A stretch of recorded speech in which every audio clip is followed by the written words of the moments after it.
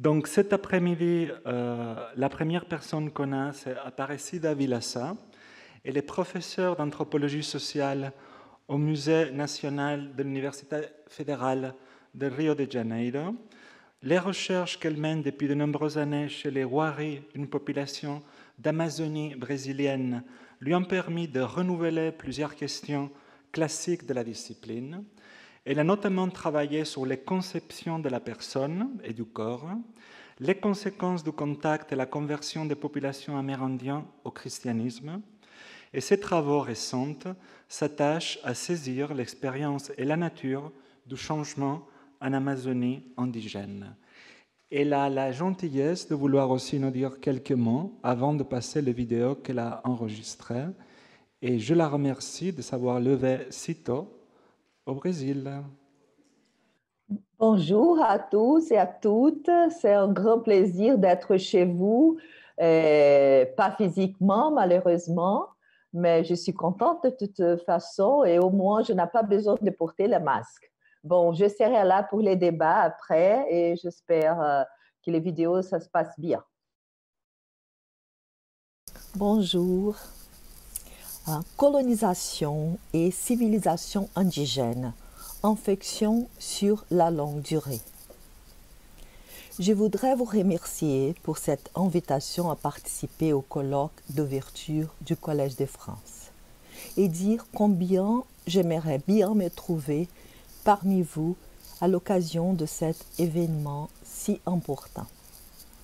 Au Brésil, d'où je vous parle, nous sommes encore en pleine pandémie du coronavirus et c'est depuis 7 mois.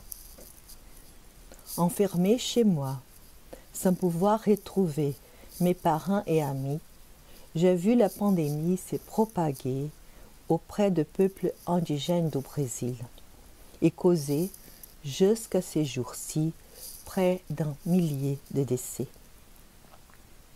L'impact de ces événements m'a poussé à consacrer mon intervention à une réflexion sur l'expérience indigène face à ces virus-ci, bien que d'autres virus de notre civilisation.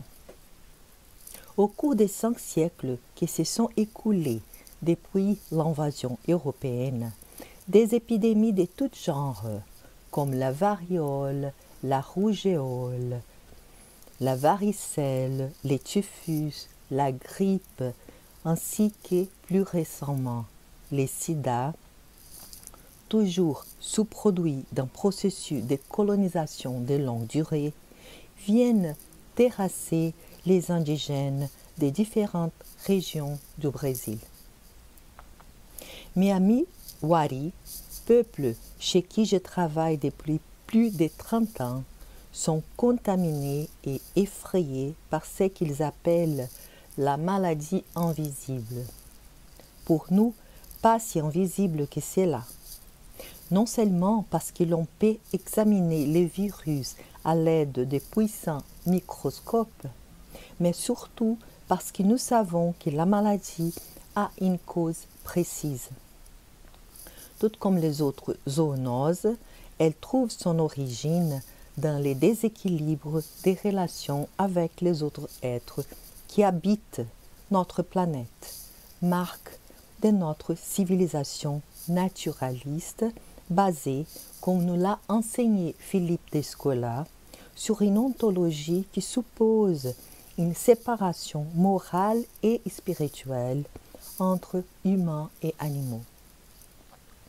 Selon Descola, les grands partages fondés sur l'invention de l'idée de nature dans le monde grec et par la suite consacrés de façon divine par le christianisme instaurent la possibilité des relations d'exploitation entre les êtres.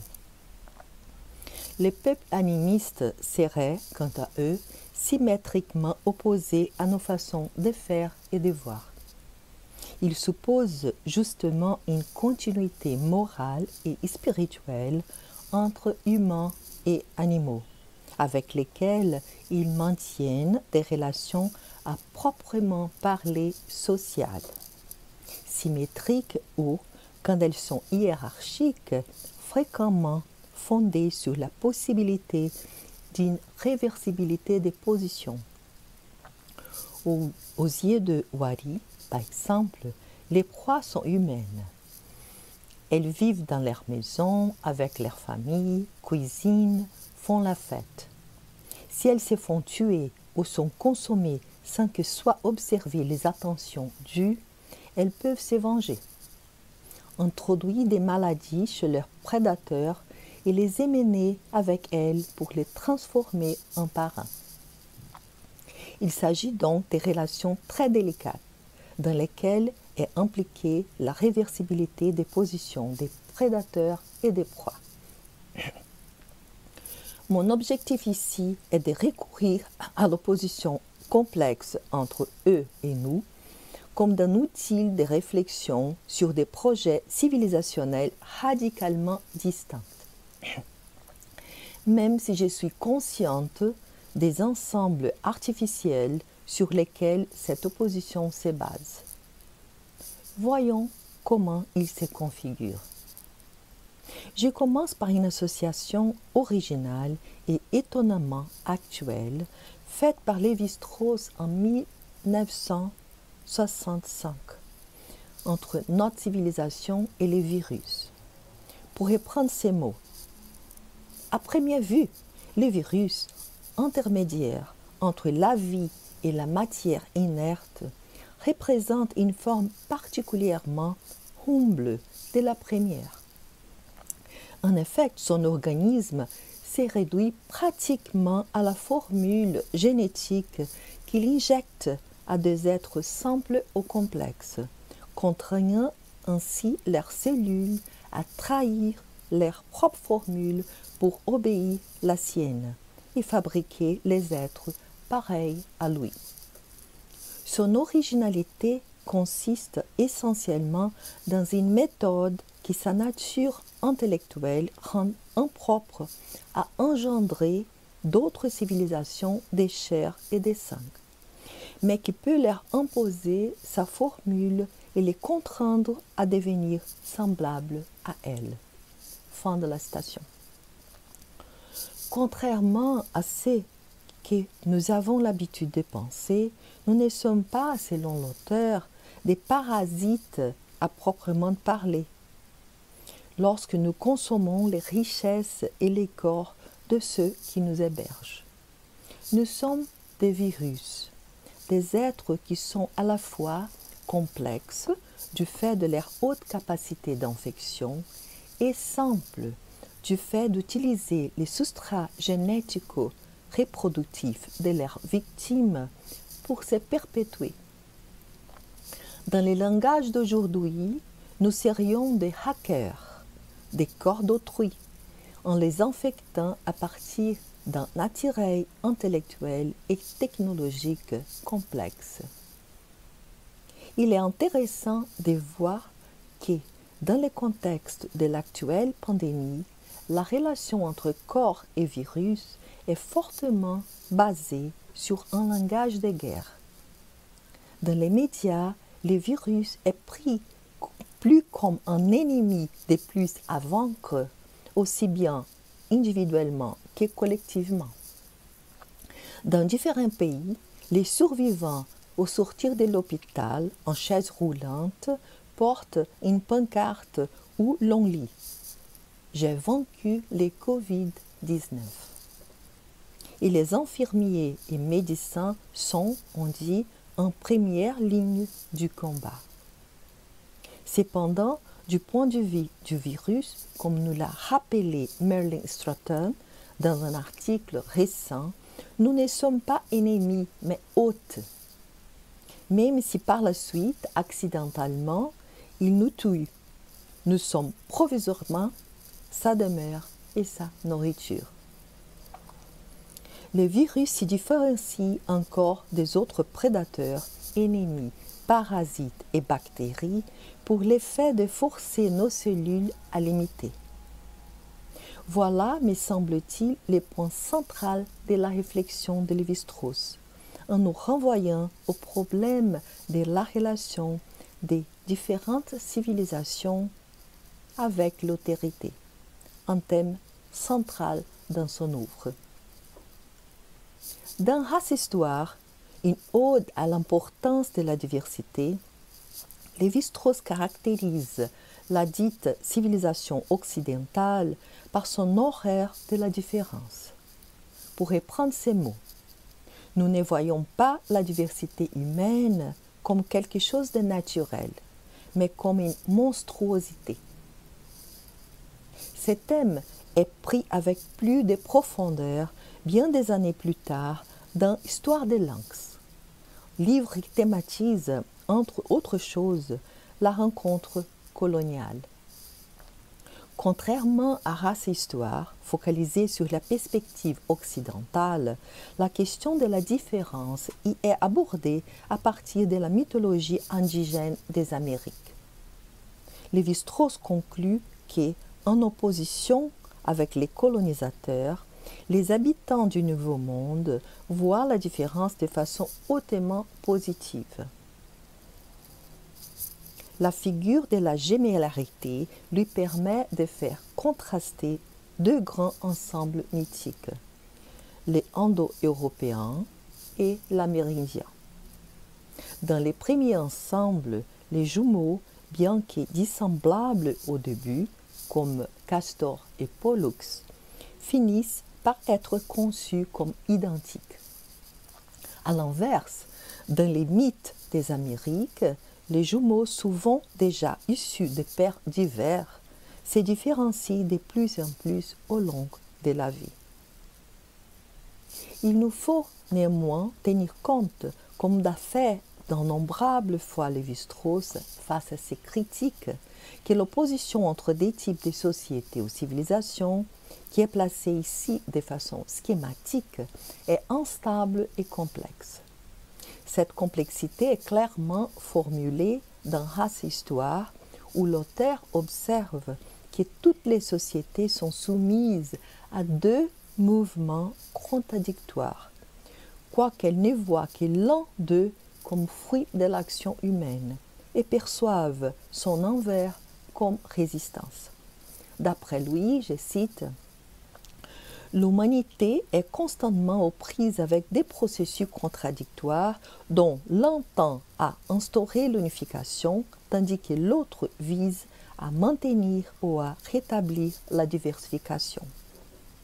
La position de chaque époque ou de chaque culture dans les systèmes, l'orientation selon laquelle elle s'y trouve engagée, sont telles qu'en celle de deux processus lui paraît avoir un sein, l'autre semblant être la négation du premier. » Cette façon d'exploiter l'opposition entre deux formes distinctes de civilisation est, 30 ans plus tard, développée par Roy Wagner dans son livre « The Invention of Culture ».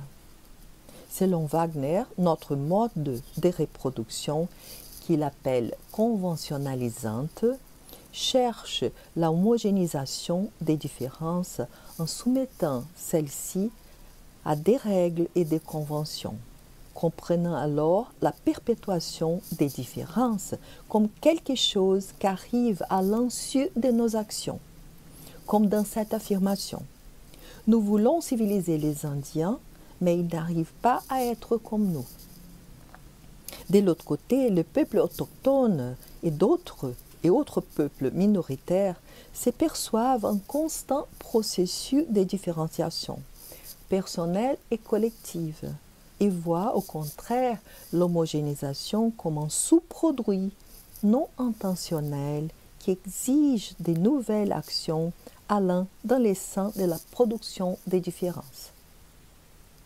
Bien que les deux mouvements aient lieu dans diverses sociétés, les perspectives distinctes produisent sur eux des résultats très différents en termes culturels. Cela nous mène à une nouvelle question posée par Lévi-Strauss comme un paradoxe dans une section de Race et Histoire intitulée « Place de la civilisation occidentale ». D'après l'auteur, toutes les civilisations reconnaissent l'une après l'autre la supériorité d'une d'entre elles, qui est la civilisation occidentale. À ce moment-là, par exemple, les pays sous-développés n'accusaient pas les autres de les occidentaliser, mais de ne pas leur donner aussi vite les moyens de s'occidentaliser. Ce qui les pousse à conclure, je cite, « Nous touchons là aux points les plus sensibles de notre débat. Il ne servirait à rien de vouloir défendre l'originalité des cultures humaines contre elles-mêmes. » Fin de la citation. Quoique ce soit là une observation datée, formulée il y a près d'un siècle, quand les mouvements d'affirmation culturelle autochtone en étaient à leurs prémices, elle n'en est pas moins pertinente et fait encore aujourd'hui partie du discours courant sur les indigènes. La réponse apportée par Lévi-Strauss au paradoxe met en évidence les rôles de la destruction et la décimation de peuples comme des antécédents nécessaires à leur conversion à notre mode de vie. Sans aucun doute, la destruction des bases de leur existence n'a pas laissé d'option à de nombreux peuples. Marshall Sahlins, auteur qui a consacré une partie significative de son œuvre à la réflexion sur la rencontre coloniale, souligne la place de l'humiliation culturelle et individuelle exercée par les agents responsables des premiers contacts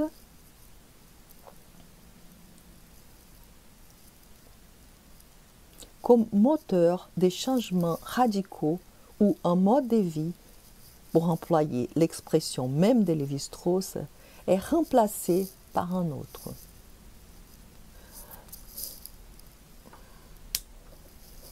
Un exemple clair de cette entreprise de destruction, nous le savons, est la catéchèse missionnaire, thème exploité par un autre auteur qui a poussé sa réflexion sur l'impact de la colonisation. Selon Pierre Clastre, dans de l'ethnocide, les missionnaires auraient pratiqué un ethnocide en s'efforçant de substituer les croyances barbares païennes par la religion de l'Occident. Il s'agit encore, selon l'auteur, d'un ethnocide optimiste, puisque, je cite, l'autre, mauvais au départ, y est supposé perfectible. On lui reconnaît les moyens de se hausser par l'identification à la perfection qui représente le christianisme. Nous sommes face ici à l'image bien nette de l'action virale visant la production des répliques de soi dont parlait Lévi-Strauss et dont les éventuels échecs sont historiquement attribués par les catéchistes à la faiblesse morale des Indiens. Comme exemple, chez les Wari, les missionnaires évangéliques de la New Tribes Mission, qui ont agi dès les premiers contacts en 1956, ont produit des manuels de leçons en langue indigène où ils ont cherché à introduire les mépris pour les traditions avec des affirmations du genre. C'est ce qui croyaient les anciens il y a bien longtemps. Ils ne connaissent pas la parole de Dieu. Ils ne connaissent que les choses du diable. C'est fouler le diable qui leur donna tout cela. C'est menteur.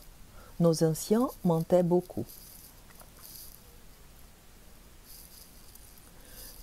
Quoique nous devions reconnaître qu'il y ait eu apparemment des cas de conversion radicale, il faut considérer que ce qui semble être un désir clair de devenir blanc recèle divers paradoxes. Les récits des voyageurs, des chroniqueurs et des missionnaires sur les premières rencontres entre les Européens et les indigènes du Brésil vont à l'encontre de la perception de Lévi-Strauss, du fait qu'elle mentionne ce qui leur semblait être la reconnaissance immédiate de leur supériorité de la part des autochtones, qui adoptaient sans hésitation les conduites civilisatrices des envahisseurs. Une telle perception est déjà présente dans la première lettre du père Manuel da Nóbrega, envoyée au Portugal depuis le Brésil. Tous ceux qui traitent avec nous disent qu'ils veulent être comme nous, bien qu'ils n'aient pas de quoi se couvrir comme nous, et cela a ses inconvénients. S'ils entendent sonner la messe, ils accourent, et quand ils nous voient faire, ils en font tout de même. Ils s'agenouillent, se frappent la poitrine, lèvent les mains au ciel. Et déjà, l'un des plus importants d'entre eux apprend à lire et prend des leçons tous les jours avec grande attention, et en 2 jours, il a su l'ABC en entier. Nous lui avons appris à bénir en prenant tout avec grand désir. 4 siècles plus tard, les informations du missionnaire évangéliste canadien Royal Taylor sur les premiers temps des contacts avec les Wari vont dans le même sens. Je cite: « Dès que quelqu'un voyait arriver les Indiens, il criait « Voilà les Indiens qui arrivent !» Ils se mettaient à courir et traversaient la clairière. Ils, les Indiens, emportaient vêtements et vaisselle. Ils aimaient imiter les civilisés. Fin de la citation. Cependant, ils s'étonnaient de la docilité des autochtones. Mais ils étaient à la fois surpris par des mouvements allant dans l'autre sens. Le père Antônio Vieira, dans une lettre datée de 1667, les compare à des statues de myrte qui, bien que facilement façonnables, reprennent tout de suite la formule initiale. Plus qu'un désintérêt graduel pour ce qui les fascinait auparavant, c'étaient des inversions radicales des dispositions qui se produisaient sous la forme d'assassinats et de révoltes collectives. Les Européens, convaincus de leur supériorité et interprétant l'imitation des indigènes comme des expressions de reconnaissance, étaient déçus par ce qu'ils entendaient être les fruits de, je cite, l'inconstance de l'homme sauvage, puisque très vite, les indigènes acquéraient de nouveaux comportements tout en retournant rapidement à des vieilles coutumes. Les envahisseurs ayant une culture forgée par un christianisme qui valorise l'unité de la personne, ceux-ci ne pouvaient voir les mouvements alternants des indigènes comme les fruits d'attitudes comme des fruits d'attitudes inconséquentes et superficielles, bien distantes du solide changement antérieur et spirituel professé par le modèle chrétien. Les réactions des colonisateurs à ces déboires impliquaient nécessairement les recours à la force physique qui s'ajoutait aux maltraitances journalières affligées au corps indigène. Néanmoins, ces mouvements d'éloignement et de différenciation n'étaient pas seulement la conséquence d'attitudes morales réprouvables des Européens, mais exprimaient une notion proprement indigène des relations. Pour divers peuples indigènes, l'Européen, tout comme l'étranger, l'ennemi ou les esprits animaux, constitue une voie vers l'expérience d'autres perspectives, ce qui ne se fait pas par l'identification mentale, comme pour nous, mais corporelle. La proximité, la commensalité et la répétition des gestes remarqués par les missionnaires du fait de promouvoir une transformation du corps aménagent les portes d'entrée donnant sur ces autres mondes. Bien des fois, donc, le mouvement d'identification au blanc n'est pas lié au désir de devenir blanc, tel que nous l'entendons, c'est-à-dire comme un chemin graduel qui vise à la complétude. Il est alternant et nous renvoie plutôt à l'expérience chamanique qu'à la conversion religieuse. Le chaman est celui qui, de façon typique, transite entre les mondes. Celui des indigènes et celui des esprits, en passant sans cesse d'une perspective à l'autre. Les Wari ont l'habitude d'exprimer cet état de transformation en affirmant que le chaman a un double corps qui lui permet de vivre ici et là et d'assumer des formes distinctes, humaines et félines, par exemple. Bien que nous devions admettre qu'il y a eu de grands changements durables, desquels nous avons de nombreux exemples, il me semble important de considérer l'existence de deux modèles opposés des relations à l'autorité. L'un des types viral, qui cherche à imposer son identité, et l'autre indigène, mutant et mimétique, qui agit en sens inverse, prête à héberger cette nouvelle identité pour bientôt s'en dégager dans un processus constant de différenciation. Reconnexion. Pour conclure, j'aimerais en revenir au thème du virus, maintenant dans une perspective toute différente. Dans un ouvrage récent, la biologiste et philosophe Donna Haraway propose un autre usage métaphorique pour les processus d'infection virale, non plus liés à la destruction, mais bien à la reconnexion entre les êtres et les espèces. Cet autre virus, en passant d'un être à l'autre, n'aurait pas comme fonction de reproduire un code génétique unique en fabriquant des copies de lui-même à l'insu de ses hôtes, pour les laisser, en fin de course, affaiblis ou morts. Au contraire, les virus agiraient comme un transmetteur d'informations entre différents types d'êtres, animaux et autres, pour leur permettre de savoir qu'ils sont interconnectés. Ceux qui sont infectés cesseraient de se penser comme des individus autocontenus pour se voir comme des holo-êtres, tels qu'ils sont les récifs des coraux où une myriade d'êtres de différentes espèces se trouvent indissociablement liés. Ce qui pourtant est le plus important à noter, c'est que le virus de la connexion n'est pas une idée de science-fiction, car elle pourrait être accessible et capturée si nous prêtions attention aux paroles et aux actions de peuples originaires, infectés depuis longtemps par ces virus. Outre les coraux pris comme des images de composés interespèces, Haraway propose de recourir à la fabulation spéculative comme dispositif de connexion entre nous et avec les autres êtres. Rien ne correspond mieux au mode de vie amérindien.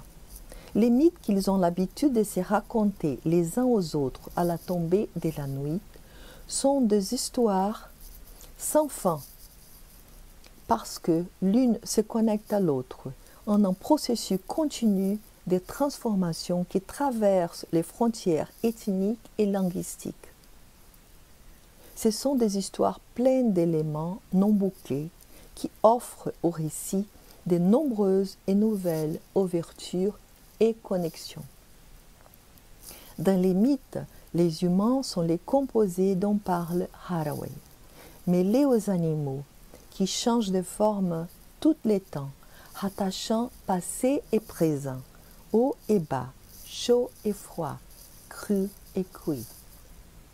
Ce sont ces histoires que les missionnaires qui arrivent pour les convertir disent être de mensonges, réduisant ainsi tout un appareil intellectuel, complexe, connectif à la notion de croyance, à un problème essentiellement chrétien et donc étranger aux indigènes.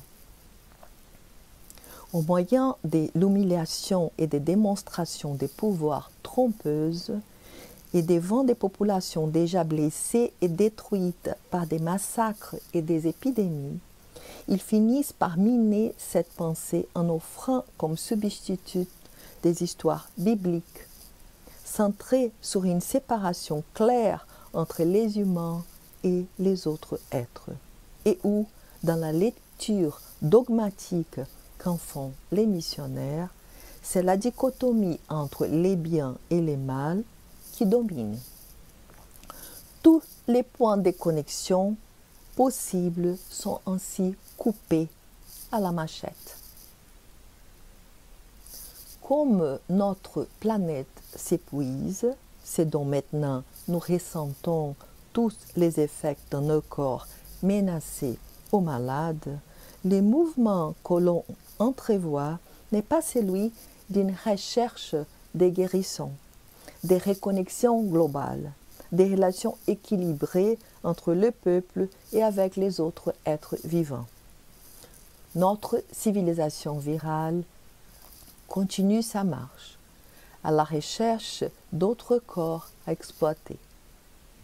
Les solutions en vue de son inversion, chaque fois plus difficiles face à la vitesse de la destruction, sont proposées non seulement par des scientifiques spécialisés, mais aussi par la voie directe des indigènes, tels qu'au Brésil, Davi Kopenawa, Raoni Metuchiri et Ailton Krenak. Il ne nous propose pas de devenir animistes, mais de traiter avec respect les êtres vivants et autres êtres non humains, comme les montagnes et les rivières, qui font partie de leur monde mythique, rituel et des sociabilités quotidiennes.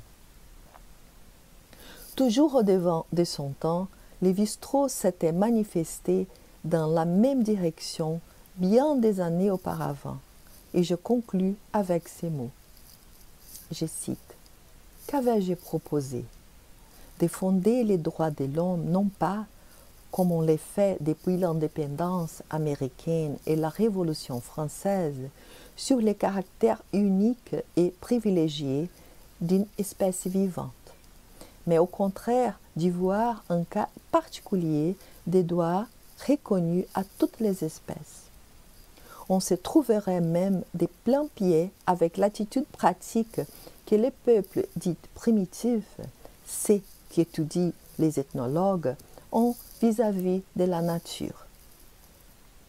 Sans théorie explicite parfois, mais en observant des préceptes qui ont les mêmes résultats. Merci beaucoup.